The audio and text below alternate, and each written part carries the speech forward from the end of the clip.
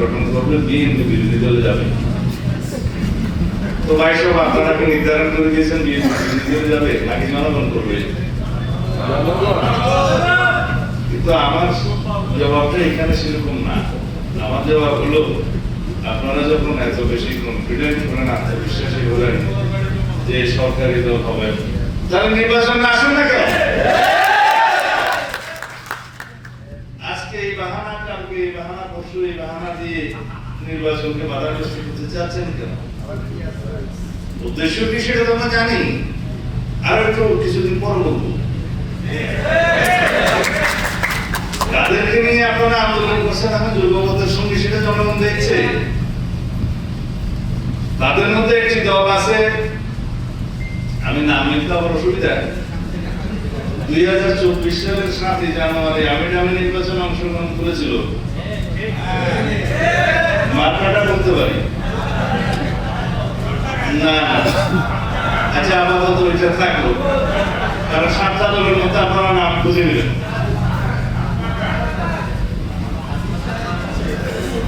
তারা যদি যুগপথের সঙ্গে হলে নিষ্পাপ হয়, তাহলে বাকি যারা 28টা দল দামি নির্বাচনে আওয়ামী লীগের সঙ্গে হয়েছিল, তারা কি মহাপাপী?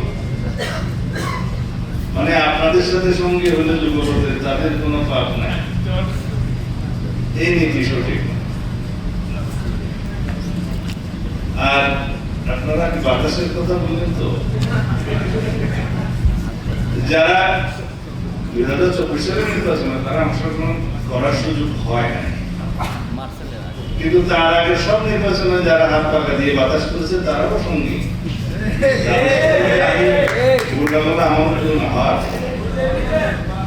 কিন্তু সবাই এক এক রকমের দাবি নিয়ে আন্দোলনে যেতে পারেন, গণতান্ত্রিক অধিকার আছে।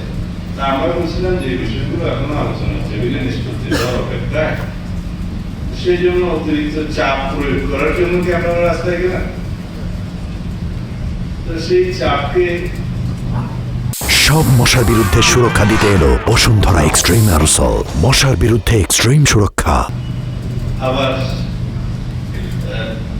বাতাস শূন্য করার জন্য আমাদেরকেও তো যেতে হবে রাস্তায় আন্দোলনে, সেটাকে আমরা এখন চাই, কারণ আমরা আলোচনা টেবিলে নিষ্পত্তি চাই। কারণ বাংলাদেশের গণতান্ত্রিক সংস্কৃতিতে অনেক পরিবর্তন হয়েছে। আমরা চর্চার মধ্য দিয়ে আছি রাজনৈতিক সংস্কৃতি, সেই চর্চা করতে করতে আমরা এটাকেই ভালো করবো। আমরা ঐক্যবদ্ধ থাকবো জাতীয় ইস্যুতে, দেশের স্বার্থ ইস্যুতে, স্বাধীনতা, সার্বভৌমত্ব, গণতন্ত্রের ইস্যুতে, যে কোনো জাতীয় বিষয়ে আমরা ঐক্যবদ্ধ থাকবো। কিন্তু গণতান্ত্রিক চর্চায় আমাদের মধ্যে বাহাস হবে, মতভিন্নতা হবে, বহুমত পোষণ করবো, কিন্তু সেটা নিষ্পত্তি হবে আলোচনার টেবিলে। আলোচনার টেবিল এবং আন্দোলন দুইটা যদি একই ইস্যুতে হয়, তাহলে এটা সবই যায়। কেউ বলছেন পিআর চাই, ঠিক আছে, পিআর যদি চাইতে হয় সেটা তো ডিসাইড করবো জনগণ। আমরা কে কয়টা রাস্তায় মিছিল করলাম, বিভাগীয় পর্যায়ে কে কয়টা সভা করলাম, 1000-2000 লোক নিয়ে মিছিল করলাম, তাতে কি পিআর প্রতিষ্ঠিত হয়ে গেল? আপনারা নির্বাচন ইশতেহারে আপনাদের দাবিগুলো উল্লেখ করে নির্বাচনে আসুন, জনগণ যদি আপনাদের পক্ষে রায় দেয়, ইশতেহারের পক্ষে রায় দেয়, আপনাদের সেটা বাস্তবায়ন করবেন। এটাই তো গণতান্ত্রিক নীতি। আর কেউ বলছেন এই সনদের আইন এমন, আইনি ভিত্তি যদি না দেয়, তার ভিত্তিতে নির্বাচন না হয়, তাহলে নির্বাচন যাবে না, ইত্যাদি ইত্যাদি। আইনি ভিত্তি দিয়ে সমস্ত কলা কৌশল নিয়ে তো আমরা আলোচনায় আছি, সমস্ত রকমের বিশ্লেষণ আমরা করেছি, অনেকে তাদের দাবি দিয়েছে, প্রস্তাব দিয়েছে, বিশেষজ্ঞ কমিটি দিয়েছে, আমরা সেটার উপরে কথা বলছি। এবং কোন পদ্ধতি অবলম্বন করলে ভবিষ্যতে সাংবিধানিক জটিলতা হবে না, আইনানুগভাবে নির্বাচন করতে পারবো, সেই বিষয়ে আমরা মতামত দিয়েছি। আসুন, আমরা বিচার বিভাগের মতামত নেই, কারণ দিন শেষে এটার ইন্টারপ্রিটেশনের জন্য বৈধতা অবৈধতা যাচাইয়ের জন্য তো সেই বিচার বিভাগের কাছেই যাবে।